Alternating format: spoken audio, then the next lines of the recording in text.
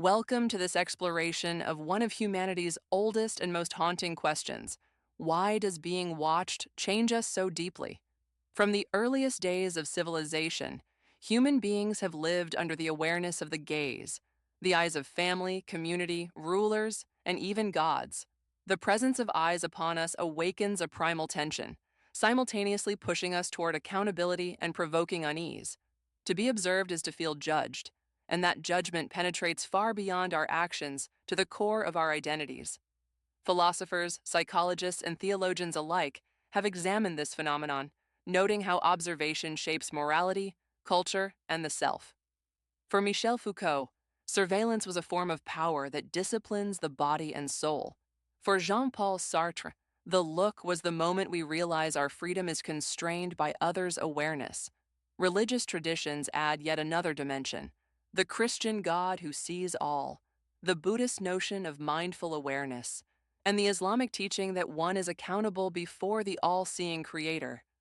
Literature, too, has painted vivid portraits of this reality, from Shakespeare's characters performing under the imagined eyes of the audience to George Orwell's 1984, where Big Brother's gaze dominates every breath of life. In the digital age, this ancient unease is amplified by cameras, screens, and constant online visibility.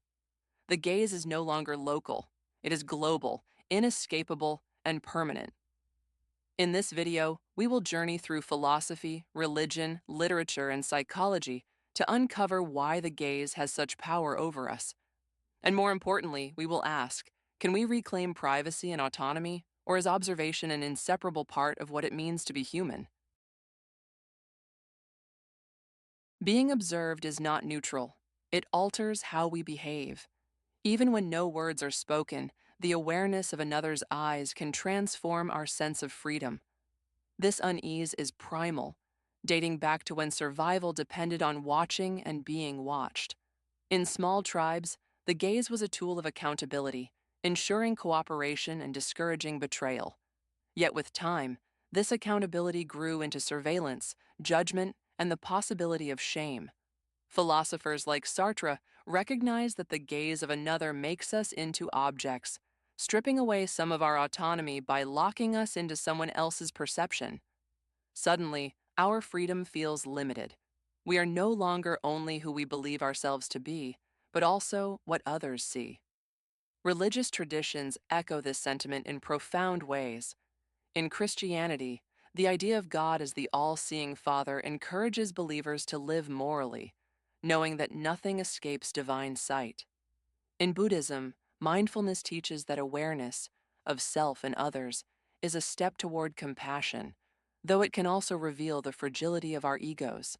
In Islam, the gaze of God emphasizes accountability, that one's actions are always seen and will be weighed on the day of judgment. Literature also carries this theme. George Orwell's 1984 demonstrates how surveillance robs people of authenticity, replacing it with fear-driven conformity. Irving Goffman's The Presentation of Self in Everyday Life shows how, under the gaze, we perform different versions of ourselves depending on the audience. The gaze is thus not merely a social condition, but a fundamental aspect of existence. It raises a haunting question. Are we ever truly ourselves when watched, or is authenticity only possible in solitude? Surveillance is not new. The human gaze has always been used as a tool of social order. In ancient villages, elders and community members observed behavior as a means of guiding morality. In monarchies, kings and rulers often portrayed themselves as figures with watchful eyes, their gaze extending symbolically across the land. Religion reinforced this order. The divine gaze was invoked as a reminder that no act was hidden, not even in darkness. This belief in constant observation shaped ethical codes and communal life. Michel Foucault famously used Jeremy Bentham's design of the panopticon, a prison with a central watchtower, as a metaphor for modern society. In the panopticon, prisoners never know when they are being watched, forcing them to behave as though they are always under surveillance. This model illustrates how power operates invisibly, embedding obedience in the very structure of society. Today, the panopticon is more than metaphor. CCTV cameras, digital tracking, and online monitoring extend this architecture across nations and into our daily lives. Yet surveillance has always been double-edged.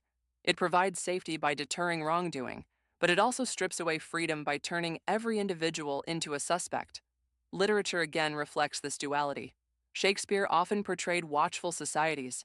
Think of Hamlet, where spying defines the court of Elsinore.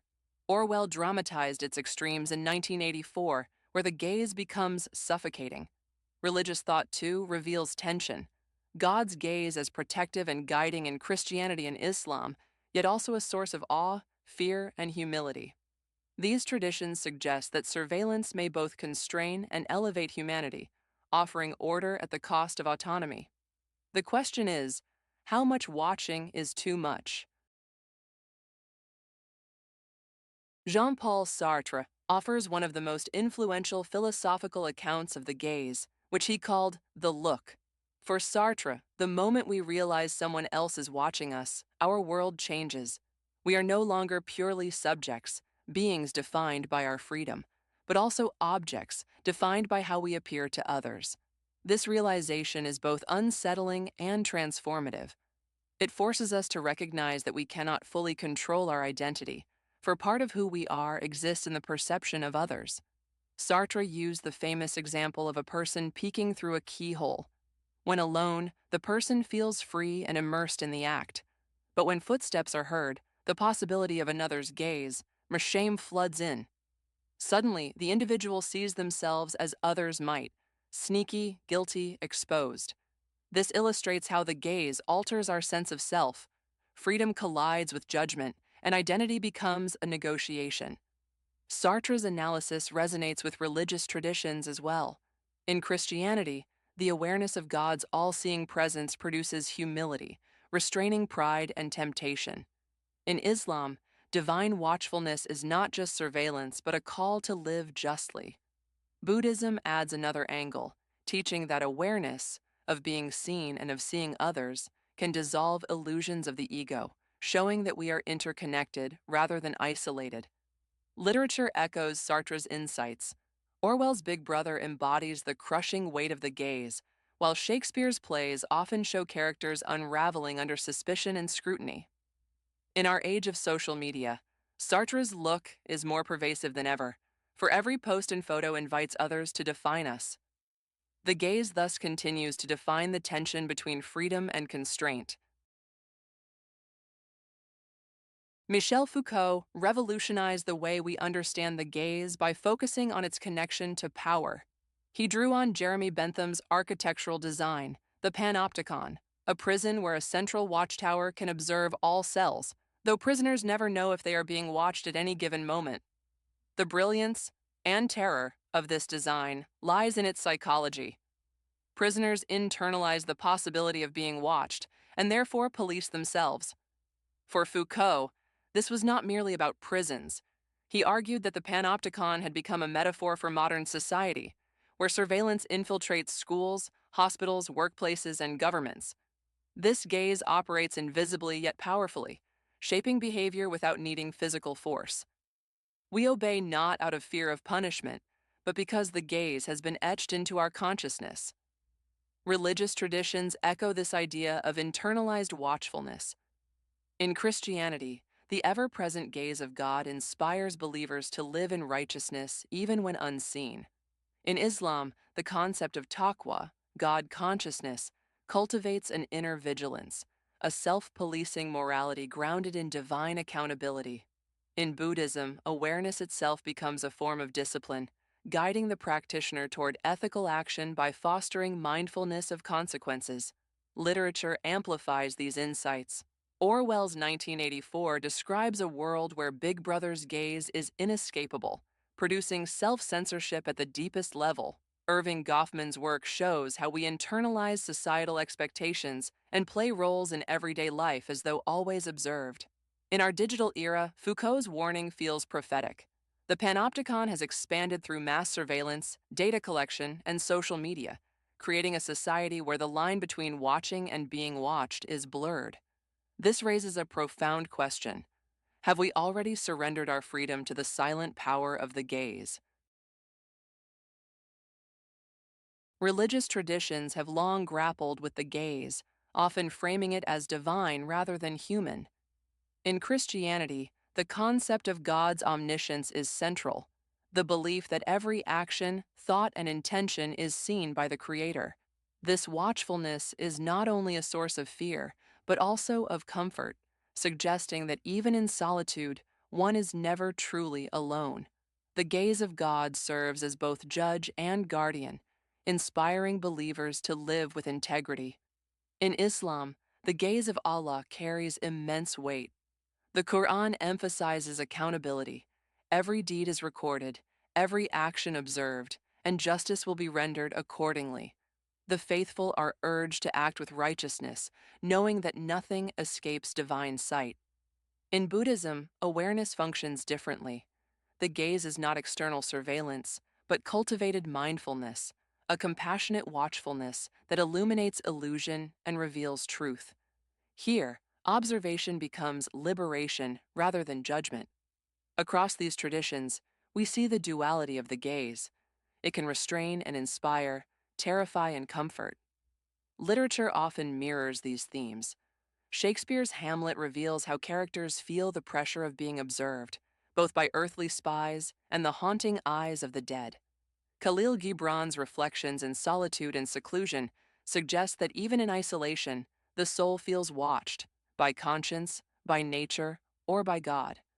Philosophers like Augustine reflected on divine omniscience as both a blessing and a call to humility. Today, these religious perspectives echo in our secular fears of surveillance. The omnipresent cameras and data collectors of modern society act as a kind of technological deity, ever seeing, ever judging. This parallel invites us to question: is modern surveillance simply a secular continuation of an ancient longing and fear of being watched? Literature has always recognized the transformative power of the gaze. George Orwell's 1984 remains the definitive modern story of surveillance, where Big Brother's omnipresent eyes strip individuals of authenticity and enforce conformity through fear. Yet centuries earlier, Shakespeare dramatized the gaze in more subtle ways. His characters often struggle with the knowledge that they are observed, whether by audiences, by spies, or by their own consciences. Hamlet's paranoia, Othello's jealousy, and Macbeth's guilt are all intensified by the sense of being watched. Literature not only reflects reality, but also shapes how we understand it. Khalil Gibran's Solitude and Seclusion reminds us that even in silence, the soul feels seen, whether by God, society, or the self. Irving Goffman's sociological classic, The Presentation of Self in Everyday Life, though not fiction, reads like literature in its insight into how we perform roles for others' eyes. These stories and analyses remind us that the gaze is not always oppressive. Sometimes it inspires us to act nobly, knowing that our deeds matter. Other times, it reveals the crushing weight of judgment. Religious parallels reinforce this complexity. The divine gaze is at once comforting and terrifying. Philosophical traditions add further nuance. Sartre insists that the gaze robs us of freedom, while Foucault warns it disciplines us invisibly. In literature, these tensions become characters, stories, and metaphors we can inhabit. By studying stories of surveillance and judgment, we glimpse our own condition more clearly. The gaze has always been part of the human drama, scripted into myths, plays, and novels that mirror our fears and hopes of being seen. In the modern age, surveillance has expanded beyond governments and institutions into the intimate details of daily life. Cameras line our streets, algorithms track our clicks, and our smartphones monitor movements with precision. Yet perhaps the most profound shift has come from social media. Here, we voluntarily submit ourselves to the gaze, offering images, words, and curated lives for constant observation. Every like, comment, and share becomes a digital echo of the gaze, a reinforcement of how others see us. This creates both empowerment and anxiety. On one hand, visibility offers connection, recognition, and influence. On the other, it can trap us in endless performance, always conscious of how our lives appear. Philosophers like Sartre would argue that social media is the ultimate manifestation of the look, where identity is constructed primarily through others' perception. Foucault might add that platforms function as panopticons, where we internalize norms and discipline ourselves without resistance. Religious parallels are striking. The gaze of God, once confined to temples and scriptures, now finds a technological counterpart in the vast digital memory that records every action. Literature, too, foresaw this. Orwell imagined a society where the gaze was external and oppressive, but today it is participatory. We choose to watch and be watched. Khalil Gibran might suggest that in this ceaseless exposure, true solitude becomes impossible, leaving us spiritually impoverished.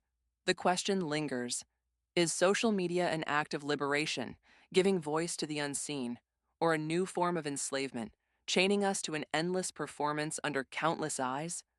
The gaze has never been more global, more permanent, or more inescapable than it is today.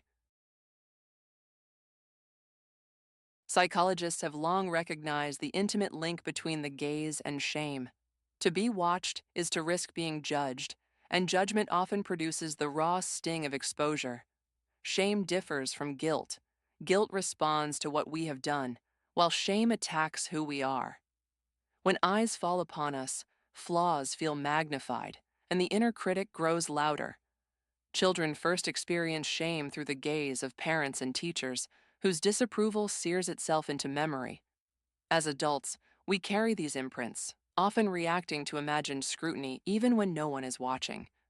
Sociologist Charles Horton Cooley's idea of the looking glass self suggests that we build identity by seeing ourselves through the eyes of others. In this mirror, approval becomes pride, while disapproval turns to shame. Religious traditions often harness shame to guide morality.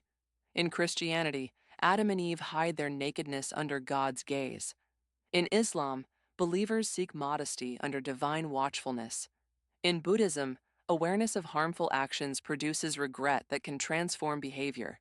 Literature echoes these themes. Hawthorne's The Scarlet Letter dramatizes how communal judgment and the gaze of society weigh heavier than personal guilt. Philosophers like Sartre argue that shame is proof of the other's power over us, the moment we realize we are not the center of the universe. In the digital age, shame spreads virally, magnified by millions of gazes online. Cancel culture, public shaming, and viral scandals prove how quickly the gaze can wound. Yet shame also has potential as a moral teacher. It reveals our interconnectedness and our responsibility to others. The question is whether we can use shame to grow, or whether it will consume us in silence. In the modern world, media and technology amplify beauty standards at unprecedented scale. Social media platforms often propagate idealized, curated images that shape expectations for appearance. Filters, photo editing, and AI-generated faces create a hyper-real standard, blending fantasy and reality. These tools influence self-perception and social comparison, sometimes causing anxiety or dissatisfaction. Advertising, film, and fashion industries reinforce these ideals, shaping cultural narratives about attractiveness, success, and desirability. Yet technology also democratizes beauty, allowing diverse communities to share authentic expressions. TikTok, Instagram, and YouTube give voice to non-traditional aesthetics, enabling a broader conversation about what beauty can mean. AI research explores whether beauty can be mathematically predicted or algorithmically generated, raising ethical and philosophical questions. Philosophers like Kant remind us that aesthetic judgment is reflective, personal, and yet felt as universal. This tension becomes especially visible online. Cultural theorists argue that digital media transforms beauty into performance, emphasizing visibility and approval. Psychology shows that repeated exposure to specific images reinforces learned preferences. Despite challenges, media can also inspire creativity, community, and appreciation of diversity. Beauty remains powerful, even as its forms and expectations shift rapidly. If the gaze disciplines us, how can we reclaim freedom?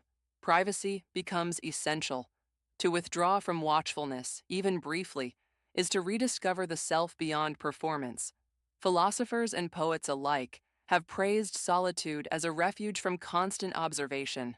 Khalil Gibran, in Solitude and Seclusion, wrote of the profound wisdom found in silence, where the soul is free from the eyes of others. This idea echoes across traditions. Christian monastics retreated to the desert, seeking God away from the crowd. In Islam, moments of khalwa, spiritual retreat, are prescribed for reflection beyond the world's gaze. In Buddhism, meditation becomes a sanctuary where no external eyes intrude, only the clarity of one's own awareness. Modern psychology affirms the same. Solitude allows integration, creativity, and emotional healing. Literature adds further depth.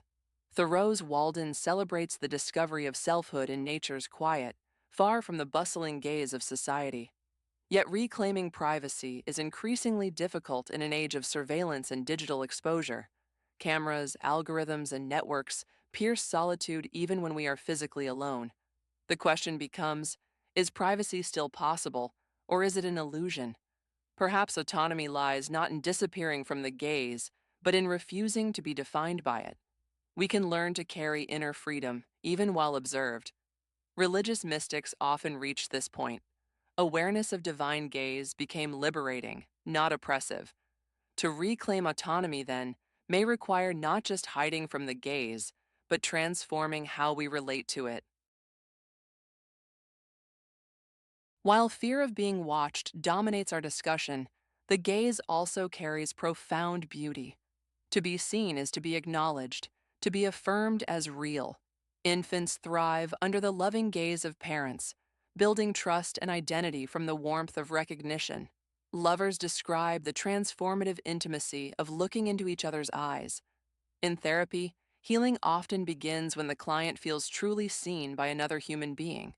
Literature abounds with such moments. In Dostoevsky's works, the gaze often communicates compassion beyond words.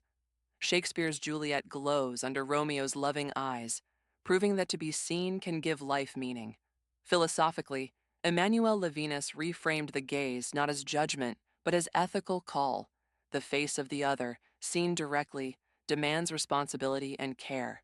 Religious traditions echo this truth. In Christianity, the gaze of God is not only judgment, but also grace. In Islam, the believer prays knowing Allah sees, which brings comfort and connection.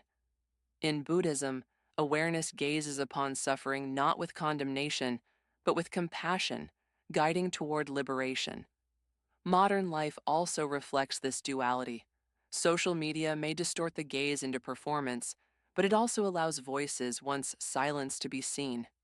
Marginalized communities find recognition and solidarity under the gaze of others who witness their struggle. The gaze, then, is not only about fear, but also about love, accountability, and transformation. To be unseen is to risk erasure. To be seen is to exist. The challenge is learning how to live under the gaze without losing ourselves, while embracing its capacity to connect us more deeply to one another. History offers chilling lessons on the power of the gaze. Totalitarian regimes often rely on surveillance to enforce conformity, not only through actual observation, but through the fear of being watched. Michel Foucault described this in Discipline and Punish with the metaphor of the panopticon, a prison where inmates never know if they are observed, and so discipline themselves. In Nazi Germany, neighbors and friends became eyes of the state, turning ordinary citizens into enforcers of ideology. In the Soviet Union, the ever-present suspicion of surveillance created a culture of silence and fear. These examples show that the gaze need not be constant to be effective. The mere possibility of observation changes behavior. Today, digital technologies expand the panopticon. Social media collects data, cameras track movements, and algorithms predict choices. The gaze is no longer only governmental, but corporate, woven into daily life. Literature anticipates this. Orwell's 1984 describes Big Brother's omnipresent watch, while Atwood's The Handmaid's Tale shows how surveillance controls even inner thoughts. Philosophers warn us of freedom eroding not through force, but through voluntary compliance to being watched. Religious traditions also remind us of the power of the unseen gaze. In Christianity, divine omniscience was meant to inspire moral integrity. In Islam, Allah's watchful presence guides ethical choices. Yet in political contexts, such omnipresent vision becomes oppressive. The challenge is discerning between a gaze that guides and one that imprisons. Case studies prove one thing: how we handle the gaze determines whether societies lean toward liberation or control. As technology evolves, the gaze multiplies. Artificial intelligence can analyze millions of faces, track behaviors, and even predict emotions. Biometric surveillance, once science fiction, is now deployed in airports, streets, and even schools. Smart devices listen, cameras watch, and algorithms interpret. The gaze becomes more than human. It becomes automated, tireless, and inescapable. This raises new philosophical and ethical dilemmas. Can autonomy exist when every action may be recorded and analyzed? Is privacy a human right or an outdated ideal in the digital age? Some argue that transparency will become the new normal, that resistance to the gaze is futile. Others insist on reclaiming boundaries, creating technologies and laws to protect the sanctity of private life. Literature and philosophy continue to guide us. Kafka's works describe the suffocating presence of faceless authority. Contemporary thinkers like Shoshana Zuboff warn of surveillance capitalism, where the gaze is monetized. Religious thought offers a paradoxical comfort. If divine gaze brings accountability with compassion, perhaps artificial gaze must also be tamed by ethics. The future of the gaze may not be about escape, but negotiation. How do we coexist with endless eyes without losing dignity, identity, and freedom? The answer may determine not only personal autonomy, but the very meaning of democracy in the digital century. As with all of our explorations, the discussion does not end here. To go deeper into the themes of the gaze, surveillance, and identity, I've gathered a selection of books, podcasts, and websites that will enrich your understanding. Michel Foucault's Discipline and Punish remains foundational for thinking about surveillance and power, with its vivid imagery of the panopticon and its analysis of how societies discipline individuals. Jean-Paul Sartre's Being and Nothingness explores existential freedom and the ways in which the gaze of others conditions our identity, while Hannah Arendt's Totalitarianism provides historical insight into the terrifying reach of surveillance states. Khalil Gibran's Solitude and Seclusion offers a poetic counterbalance, reminding us of the inner gaze and the beauty of reflection away from watchful eyes. Finally, Shoshana Zuboff's Surveillance Capitalism brings the conversation to our digital age, showing how our personal data has become the raw material of a new economic order. For podcasts, Philosophize This by Stephen West provides an accessible and engaging way to explore philosophical traditions, often touching on themes relevant to surveillance and social existence. The Surveillance Report by Techlore focuses specifically on privacy in the modern age, offering practical awareness of how digital systems watch us. Hidden Brain by Shankar Vedantam takes a psychological angle, exploring human behavior in ways that illuminate why being observed changes who we are. As for websites, the Stanford Encyclopedia of Philosophy is an indispensable resource for diving into scholarly perspectives on the gaze, privacy, and identity.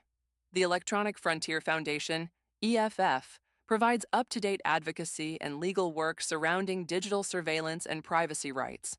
Finally, the Surveillance Studies Network connects scholars and researchers globally who are working to understand the implications of surveillance in modern society. Together, these resources offer a rich, multidimensional toolkit for anyone who wants to understand not only why we fear being watched, but also how we might navigate a world where the gaze is unavoidable. We end where we began, with the question of why being watched affects us so deeply. The gaze is not a simple phenomenon. It contains contradictions. It disciplines, but it also inspires. It shames, but it also affirms. From Sartre's notion of the self being defined through the eyes of others, to Foucault's warnings about the subtle machinery of surveillance, to Levinas's idea that the face of the other awakens our ethical responsibility, the gaze reveals that we are never alone in our humanity. Religion, too, amplifies this truth. The divine gaze in Christianity inspires conscience, in Islam directs moral responsibility, and in Buddhism cultivates awareness that observation can awaken compassion rather than fear. Literature dramatizes the spectrum. Orwell's 1984 warns of the crushing force of constant visibility, while Shakespeare shows us the transformative intimacy of being truly seen. In our time, the gaze has grown vast and digital, spread across cameras, devices, and data networks. We fear its intrusions, yet we also participate in it willingly, posting ourselves into visibility. The paradox is unavoidable. We long for privacy, but we also long to be seen, understood, and recognized. Perhaps the key lies not in escaping the gaze, but in reshaping it. To live authentically under watch requires discernment, choosing what to reveal, guarding what must remain private, and remembering that dignity comes not from hiding, but from facing the gaze with courage.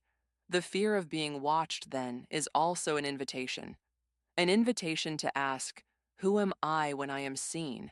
What does it mean to live in truth under the eyes of others, of God, of history, and of myself? These questions, far from being oppressive, may be the very doorway to freedom. Because ultimately, the gaze teaches us that to be seen, with all our flaws and fragility, is to be profoundly human.